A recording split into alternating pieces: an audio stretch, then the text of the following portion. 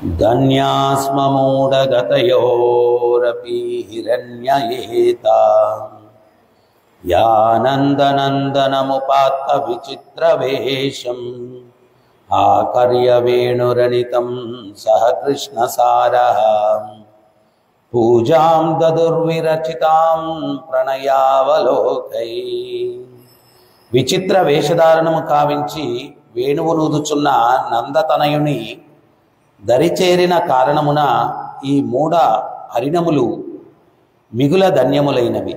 నిజముగా లేళ్ళు మగజింకలు రెండును తమ ప్రణయ దృక్కులతో అతనిని అర్చించుచున్నవి.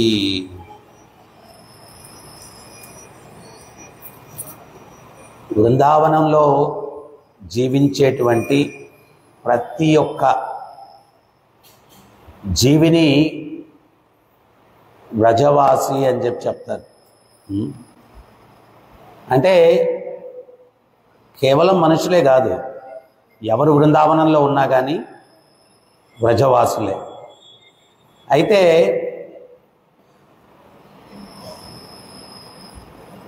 వ్రజవాసి అంటే నిర్వచనం ఏం చెప్తున్నారు అంటే, కృష్ణుణ్ణి సంతృప్తి పరచడానికే జీవించేటువంటి వారు వ్రజవాసులు. కృష్ణుణ్ణి సంతృప్తి పరచడం కన్నా ఇంకా వాళ్ళకి వేరే ఆలోచన ఏం లేదు. అందుకని వారిని వ్రజవాసులు అని చెప్పడం జరుగుతుందన్నమాట. అహర్నిశలు రాత్రి పగలు వాళ్ళ ఆలోచన అంతా కూడా ఏ రకంగా ఉంటుంది అంటే, కృష్ణుణ్ణి ఎట్లా సంతృప్తి పరచాలా. ఈ గోపికలు వెన్న దొంగతనం చేశారు అని చెప్పి యశోదమ్మ దగ్గరికి వచ్చి ఫిర్యాదు చేస్తారు. కానీ వెన్న చిలకడం మొదలు పెట్టిన దగ్గర నుంచి వాళ్ళ ఆలోచన అంతా ఒకే రకంగా ఉంటుందంట. ఏమని అంటే, నిన్న ఆ గోపికింట్లో వెన్న అపహరించాడు కృష్ణుడు, మొన్న ఇంకో గోపికింట్లో వెన్న అపహరించాడు, మన ఇంటిలోకి ఎప్పుడు వస్తాడా వెన్న అపహరించడానికి అని అది చాలా ధ్యానంతో చిలుకుతారంట. ఎందువల్ల అంటే, అది వచ్చి ఈరోజు అదృష్టం మనకు వస్తుందేమో, కృష్ణుడు మన ఇంటికి వస్తాడేమో, వెన్న చక్కగా ఉండాలా, కృష్ణుడిని ఆయన సేవిస్తే అది బాగుండాలా అని చెప్పి ఇక్కడ ఈ శ్లోకంలో ఏం చెప్తున్నారు అంటే, విచిత్ర వేషధారణలో భగవంతుడు మురళిని ఊదుతూ ఉంటే ఈ జింకలు కూడా ఆకర్షితులై ఆ స్వామి దగ్గరికి వెళ్తూ ఉన్నారు. అది చూసినటువంటి గోపికలు ఏమంటున్నారు అంటే, ఇక్కడ మగ జింకలు ఆడజింకలను కూడా స్వామి దగ్గరికి తీసుకొని వెళ్తూ ఉన్నాయి, కానీ మన మగవారు కృష్ణుని చూస్తే అసూయ చెందుతున్నారు అని చెప్పి ఈ గోపికలు అంటూ ఉన్నారు.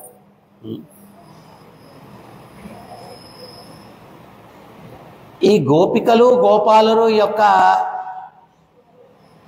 జీవితాలు మనకు ఒక ఉదాహరణగా ఉన్నాయి.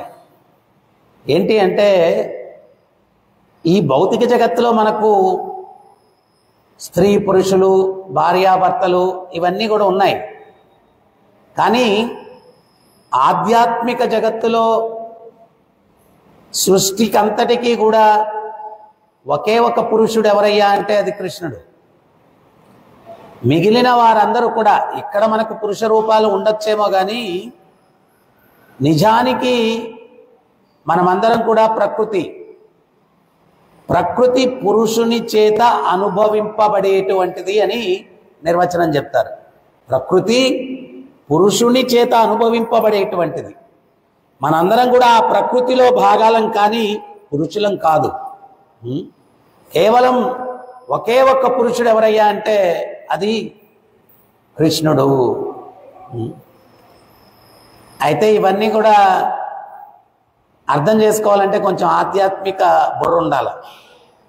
మనం ఇట్లా మాట్లాడుకుంటూ ఉంటే ప్రాథమికంగా వచ్చిన వ్యక్తులు ఏమనుకుంటారంటే, వీళ్ళేంటారు నాయన పిచ్చోళ్ళు, మగవాళ్ళు లేరు, ఏం లేదంటే మనం అందరం మగవాళ్ళమే కదా, అది ఇది అని చెప్పి ఏదో అనుకుంటారు.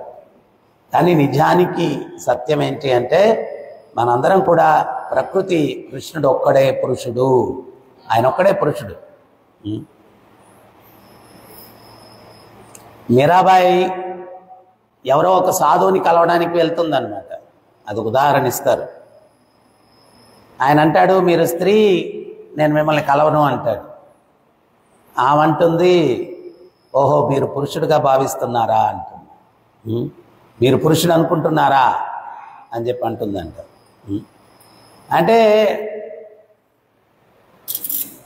అందుకనే ఆధ్యాత్మిక అవగాహన ఉన్నప్పుడు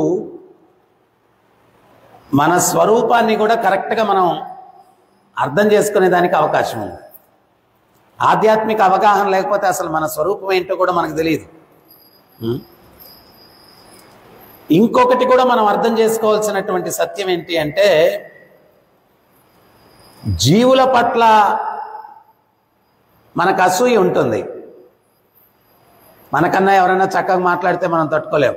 మనకన్నా ఎవరైనా చక్కగా అలంకరించుకుంటే మనం తట్టుకోలేం. మనకన్నా ఎక్కువ ఐశ్వర్యం ఎవరికన్నా ఉంటే మనం తట్టుకోలేం. వీటన్నిటికీ కూడా మూలం ఏంటి అంటారంటే, ఆ అసూయ ఇక్కడి నుంచి స్టార్ట్ అవ్వలేదు. అది అసూయ ఎక్కడి నుంచి స్టార్ట్ అయింది అంటే, భగవంతుడి దగ్గర, భగవంతుని మీద జీవునికి కలిగినటువంటి అసూయ అది. అది ఇక్కడ రిఫ్లెక్ట్ అవుతూ ఉంది. దాన్ని ఏమన్నారు? మత్సర, ఓర్వలేనితనం. అరిషడ్ వర్గాల్లో చివరిది. మనం ఎప్పుడైతే ఆధ్యాత్మిక శిక్షణలో ఎవరి పట్ల నువ్వు అసూయ కలిగి ఉండకూడదు అని చెప్పి పదే పదే చెప్తూ ఉంటారు. ఎందువల్ల? ఆ చైతన్యాన్ని మనం అభివృద్ధి చేసుకోవాలా. ఆధ్యాత్మిక చింతనలో అసూయారహితమైనటువంటి చైతన్యాన్ని మనం అభివృద్ధి చేసుకోవాలి. ఆ అసూయారహితమైనటువంటి చైతన్యాన్ని ఎప్పుడైతే మనం అభివృద్ధి చేసుకుంటామో అసలు ఆయన పట్ల కలిగిన అసూయ పోతుంది. మనం ఈ సృష్టిలో ఉన్న దేని పట్ల కూడా అసూయ ద్వేషము ఉండకూడదు. అద్వేష్టి సర్వభూతానాం. ఏ జీవి పట్ల కూడా ద్వేషము ఉండకూడదు. అద్వేష్టి సర్వభూతానాం. ఏ జీవి పట్ల కూడా ద్వేషం ఉండకూడదు. ఎందువల్ల? ఆ ద్వేషం భగవంతుని మీద ఉన్నటువంటిది ఇక్కడ వీళ్ళందరి మీద ప్రకటమవుతూ ఉంది. మరి వీళ్ళందరూ కూడా ఎవరు? భగవంతుని ప్రోడక్ట్స్ కదా. ఈ సృష్టిలో ఏదైనా కానీ ఎవరి వస్తువు అది? ఒక పెద్ద యజమాని ఉంటాడు. ఆయనన్నా ఒకటే, ఆయన కుక్కనన్నా ఒకటే. ఆయన కుక్కనంటే కూడా ఆయన కోపం వస్తాయి. నా కుక్కనంటావు. సో మనందరం కూడా భగవంతుని యొక్క అంశలం. ఈ సృష్టిలో ప్రతిదీ కూడా.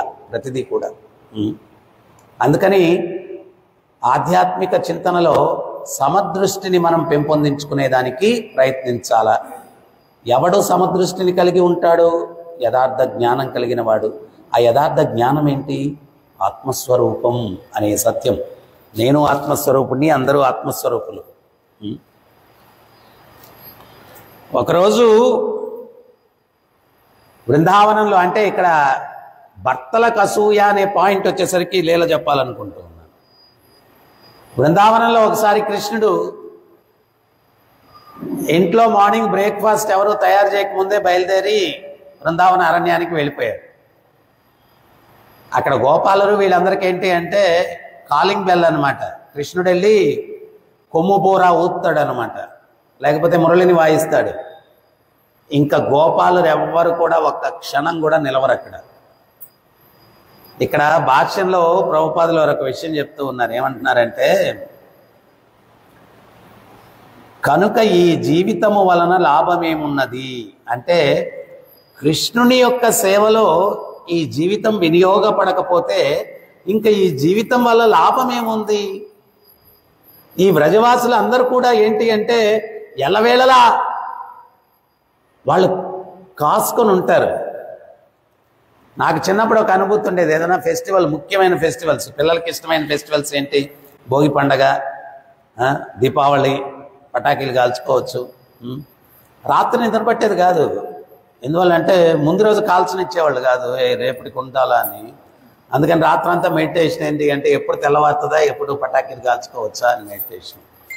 సో ఈ గోపాలురు అందరూ కూడా ఎప్పుడు తెల్లారుతుందా, కృష్ణుడి దగ్గరికి వెళ్దామా అనేటువంటి మెడిటేషన్ రాత్రంతా కూడా. ఆయన వచ్చి మురళిని వాయించిన తక్షణమే తుర్రును పరిగెట్టుకొని వెళ్ళిపోతారు. అమ్మ అంటుంది, అరే ఇంకా బ్రేక్ఫాస్ట్ రెడీ కాలేదురా. ఏం పర్వాలేదు, కృష్ణుడు వచ్చేస్తే ఇంకా మాకు బ్రేక్ఫాస్ట్ ఏంటి, అన్నీ ఆయనే, బ్రేక్ఫాస్ట్ ఆయనే, లంచ్ ఆయనే, డిన్నర్ కూడా ఆయనే. ఎందువల్ల ఇప్పుడు నోటితో తినాల్సిన అవసరం లేదు.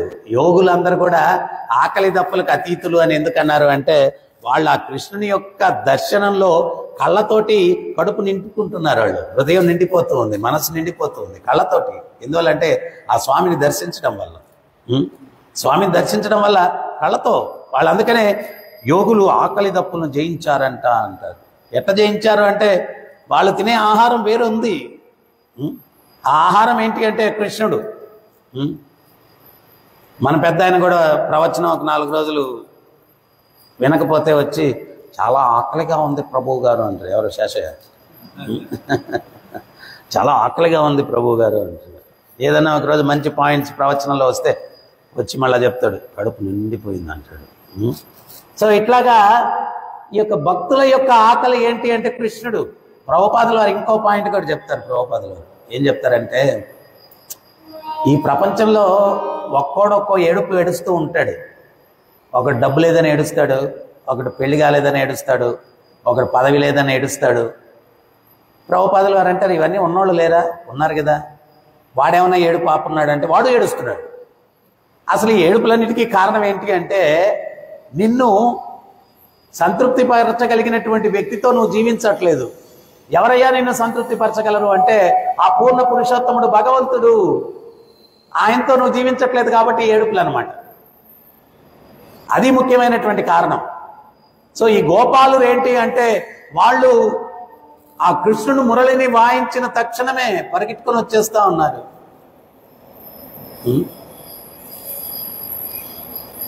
మనం కూడా ఏంటి అంటే చైతన్యం అట్లాగే ఉండాల. దర్శనార్థి శంఖం ఊదిన తక్షణమే పరిగెత్తుకొని వచ్చేసేయాలి. మనం అరే కృష్ణుని మిస్ అయిపోతామే, ఫస్ట్ దర్శనం నేను చూడాలి. మెడిటేషన్. సో అందువల్ల ఆ చైతన్యం అంటే నేను అది మిస్ కాకూడదు కృష్ణుని అంటే ఆ భక్తి డెవలప్ అయినప్పుడు ఖచ్చితంగా మిస్ కారు. నాకు కొంతమంది మీరు వయసు మీరిన వాళ్ళందరూ కూడా టెంపుల్ హాల్లో టయానికన్నా ముందుగా ఉన్నప్పుడు చూస్తే చాలా హ్యాపీగా ఉంటుంది. ఎందువల్లంటే అది డెవలప్ చేసుకున్నారు. ఆ కృష్ణుని ఆ యొక్క మాధుర్యాన్ని డెవలప్ అది అవసరం. అది లేకపోతే అందుకనే ప్రభుపాదులు వారు చెప్తారనమాట, మనం కృష్ణుని యొక్క కృప కోసం రోధించాలా. కృష్ణ ఆ రుచి నాకు కలగట్లేదు రోధించాలా. ఒక వ్యక్తి ప్రవచనంలో ప్రభుపాదులు వారు చెప్తే ఆయన మరుసటి రోజు వచ్చి మీరు కృష్ణుని గురించి ఏడవమన్నారు, నాకు ఏడుపు రావట్లేదు అన్నారంట. అప్పుడు ప్రభుపాదులు వారు చెప్పారు ఏడుపు రావట్లేదని ఏడు అన్నారంట. ఏడుపు రావట్లేదని ఏడు అన్నారంట. సో ఈ రకంగా మనం ఏంటి అంటే ఆ గోపాలురు వాళ్ళొక ఎప్పుడు అవకాశం దొరుకుతుంది.